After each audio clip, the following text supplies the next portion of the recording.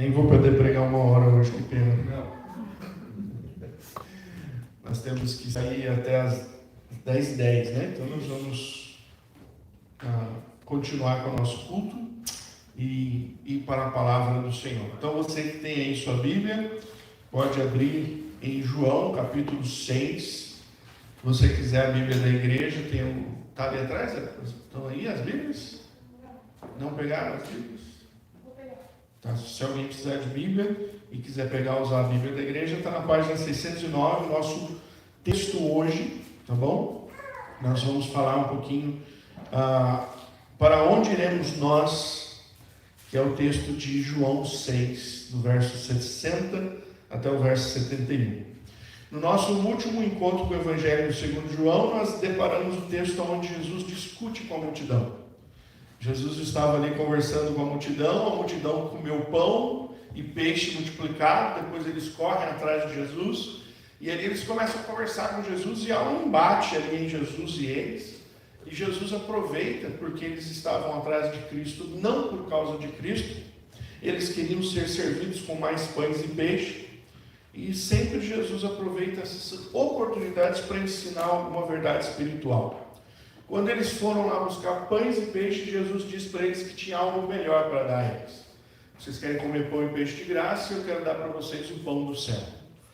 E aí Jesus diz que ele mesmo é o pão do céu, e no momento da pregação, da explanação, Jesus diz: não queira comer o pão e peixe, você precisa comer da minha carne e beber o meu sangue. E isso escandaliza os ouvintes, e os ouvintes vão embora, a multidão abandona Jesus por aquilo que Jesus prega. E os discípulos ficam. Enquanto a multidão ia embora, os discípulos começaram a questionar um pouco o sermão de Jesus e a maneira como Jesus lidava com aquilo. Se você tem uma multidão na nossa cabeça, você precisa agregar a multidão e não expulsar a multidão.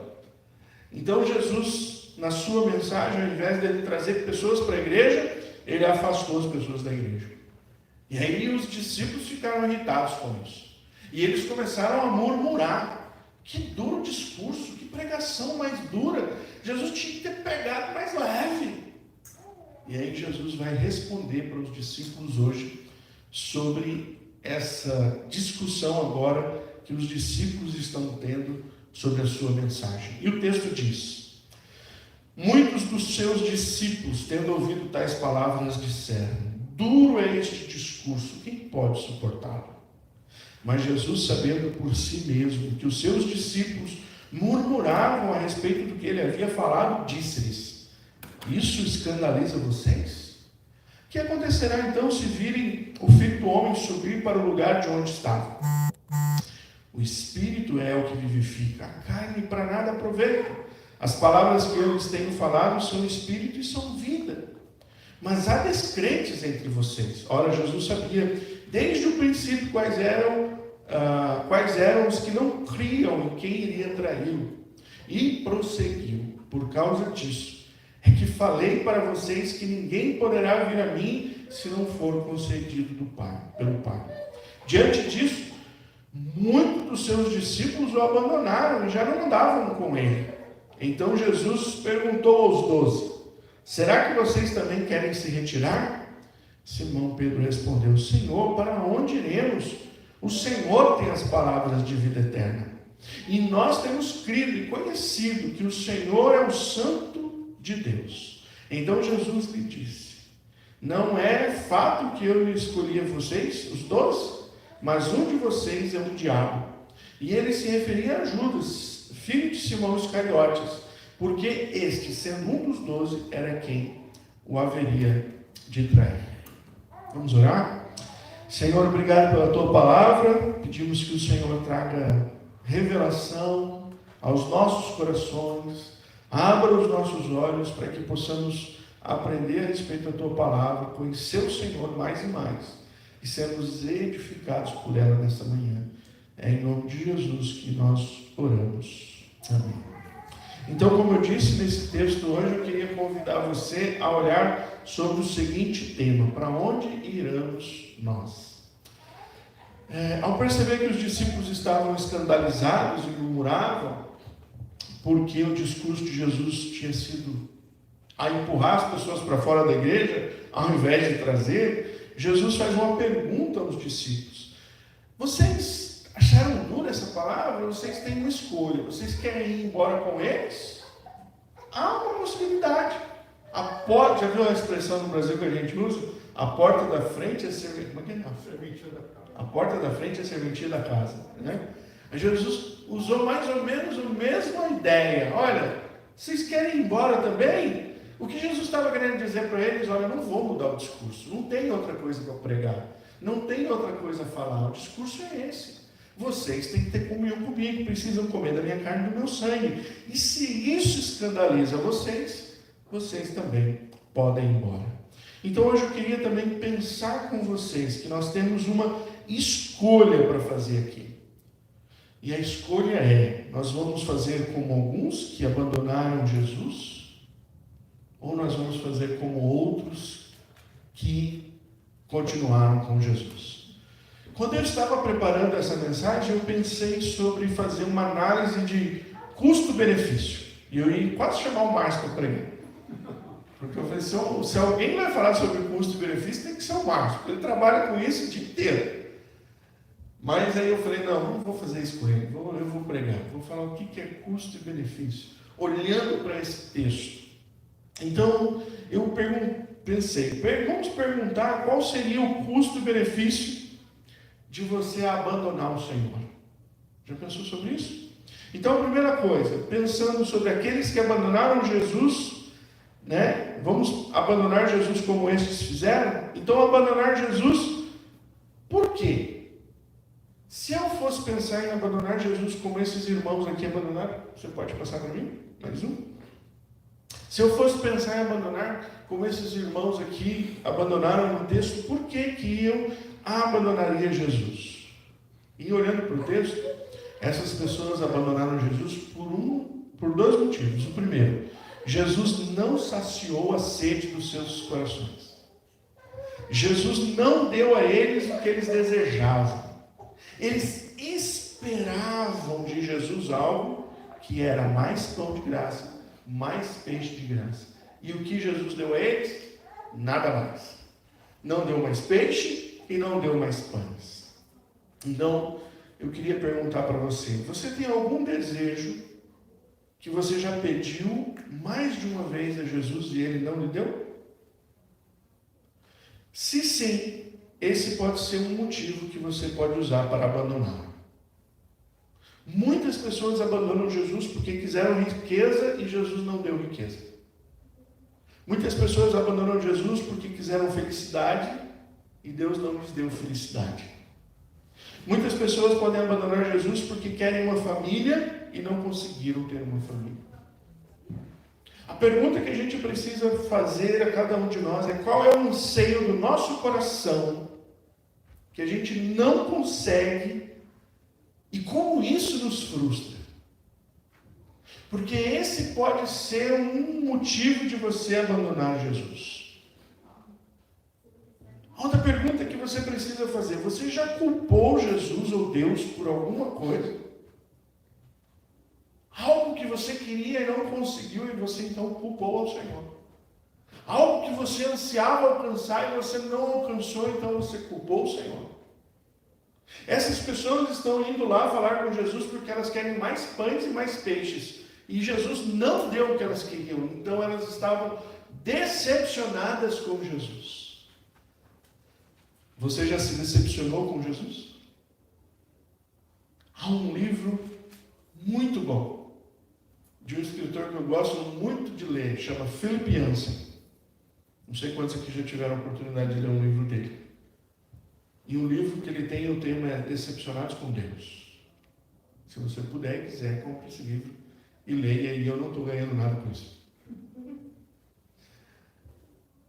Quantas pessoas se decepcionam com Deus por achar que Deus deveria fazer alguma coisa por eles e Deus não faz? E por causa disso, abandonam o Senhor. Jó é um exemplo disso. Jó e sua esposa. São duas pessoas vivendo o mesmo problema E cada uma delas tem uma atitude diferente. Se você não leu ainda o livro de Jó, Jó era um homem rico, próspero, tinha 10 filhos. E de repente Deus permite que ele perca tudo. O diabo vem e entra na vida de Jó, destrói todas as suas riquezas, mata os seus 10 filhos. E a única coisa que sobra é a mulher de Jó saudável e Jó doente, com a doença que a Bíblia escreve que ele tinha feridas da ponta da cabeça até a planta dos pés. Assim permaneceu Jó por muito tempo. E a Bíblia diz que Jó, nesse momento dessa infelicidade de lidar com tudo isso, ele não abandonou a Deus. E ele não culpou Deus por nenhum destes atos que aconteceu com ele. Mas a mulher de Jó não soube lidar com todas as suas perdas. E só há uma frase da mulher de Jó em todo o livro de Jó, mas que demonstra como estava o coração dela. Ela chega para Jó e diz: você não está vendo o que está acontecendo com você? Amaldiçoa o teu Deus e morre. Nós podemos ter duas atitudes diante das nossas infelicidades. Nós podemos ser como Jó e entender que Deus tem um plano maior, ou nós podemos ficar amargurados como a mulher de Jó e pedir para Deus acabar com tudo, porque a gente já não tem mais felicidade nenhuma. Abandonaram Jesus porque Deus não deu a eles o que eles queriam. Segunda coisa, abandonaram Jesus porque não concordaram com o seu ensino. Você tem algum problema com os ensinamentos de Cristo? Já pensou sobre isso? Você tem alguma coisa na palavra de Deus que você olha e diz: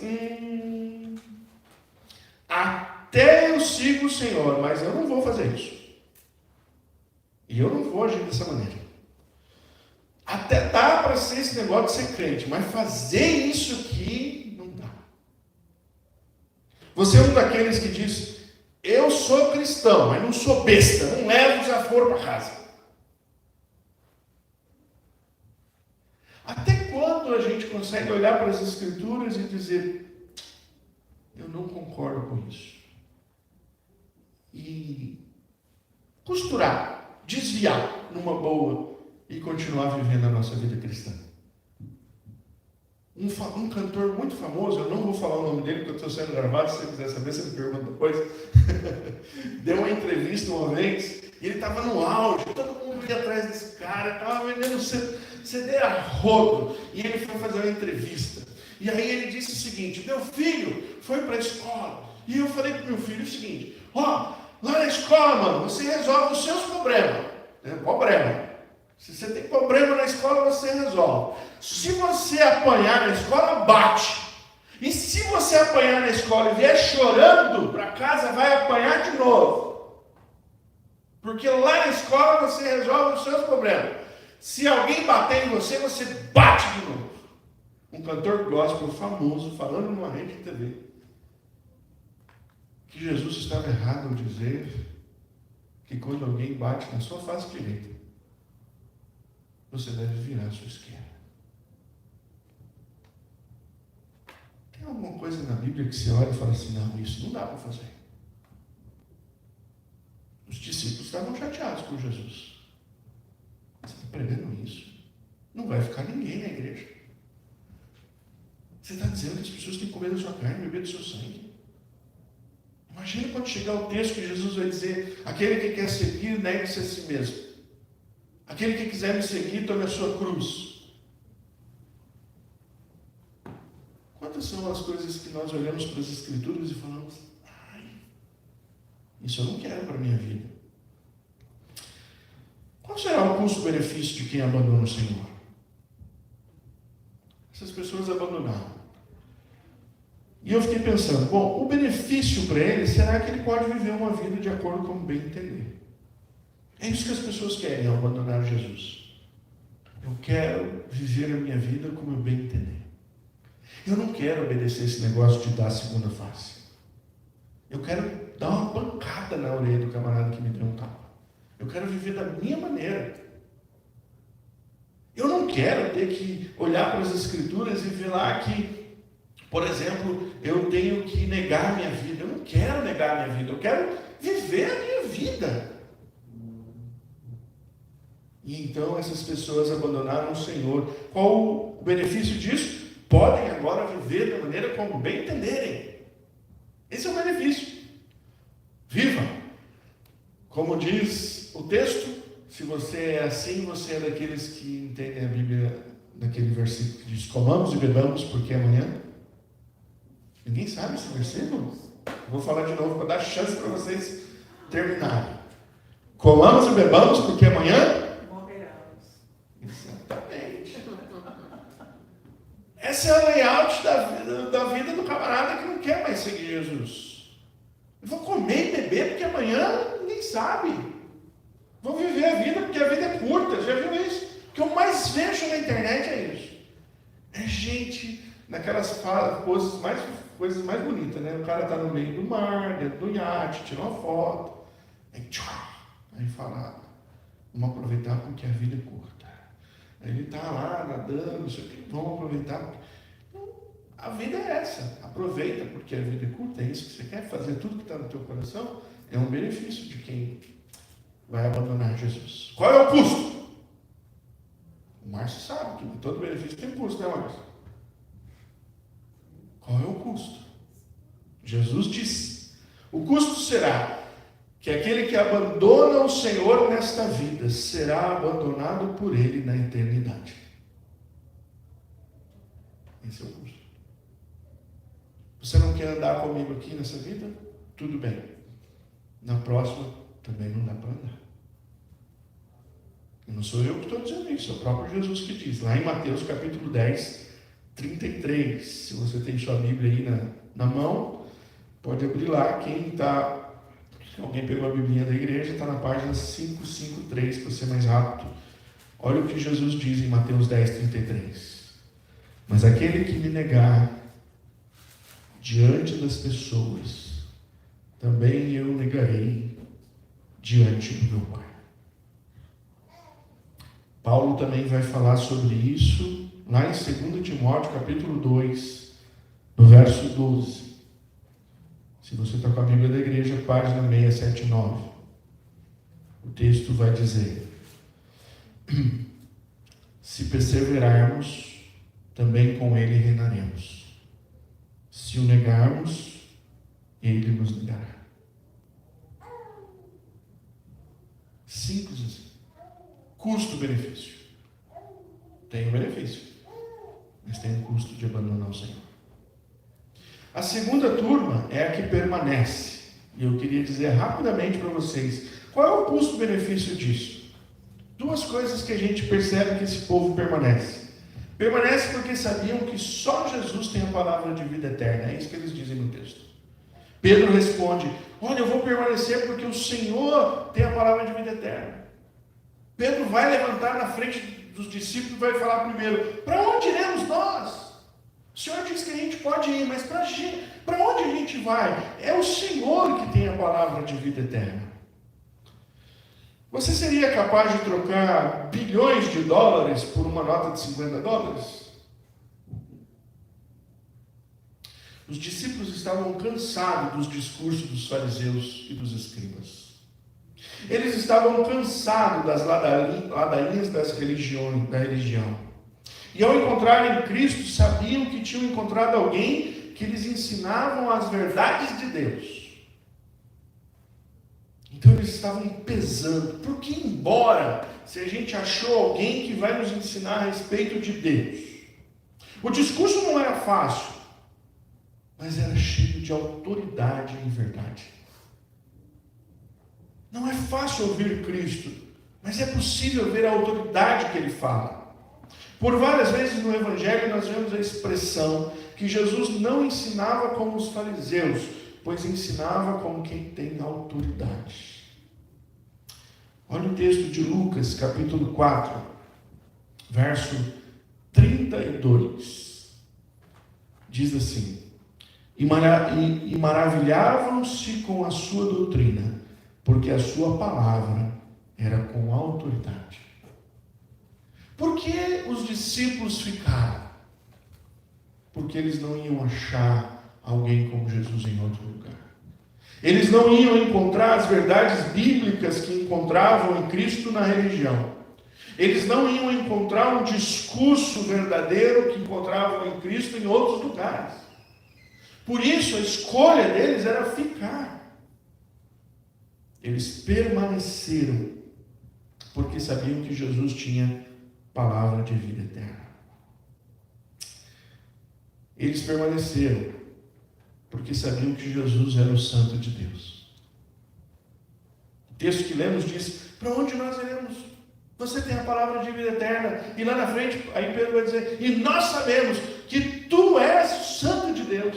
Como ele diz lá em Mateus 16, tu és o Cristo. E agora ele vai dizer: tu és o Santo de Deus, que é a mesma coisa. É uma frase para designar o Messias. O Santo de Deus é o mesmo que o escolhido de Deus. Santo de Deus é igual ao separado por Deus. Ao dizer que ficariam, estavam dizendo que criam que as promessas de Deus ao seu povo estavam em Jesus. E eles falaram: nós vamos ficar porque nós sabemos quem você é. Você reconhece quem Jesus é? Você anda com Cristo porque você reconhece quem Ele é? Vamos relembrar algumas coisas que nós já vimos até aqui, nesses sermões sobre João, no Evangelho de João. Primeiro, Ele é o Verbo. Está lá no capítulo 1, ou seja, tudo foi criado por Ele, tudo foi criado através dEle, ou seja, Ele é o próprio Deus. Nada seria feito sem Ele. Por que seguimos a Cristo? Porque Ele é o próprio Deus, Ele é o Criador de tudo, tudo está nas mãos dEle.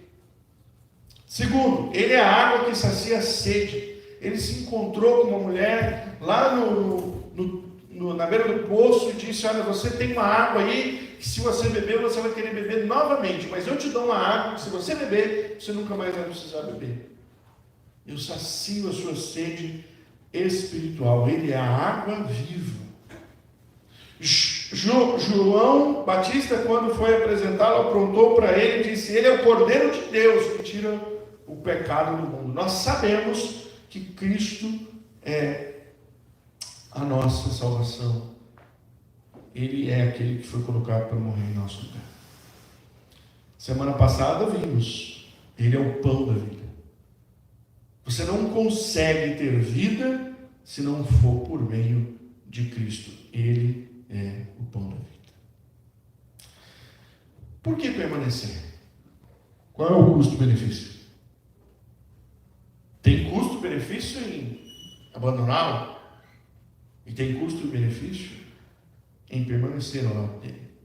O custo é que você vai perder a sua vida. Esse é o custo. Você vai perder a sua vida. Não é possível viver a vida como bem se entende ou deseja. É preciso viver como Cristo quer.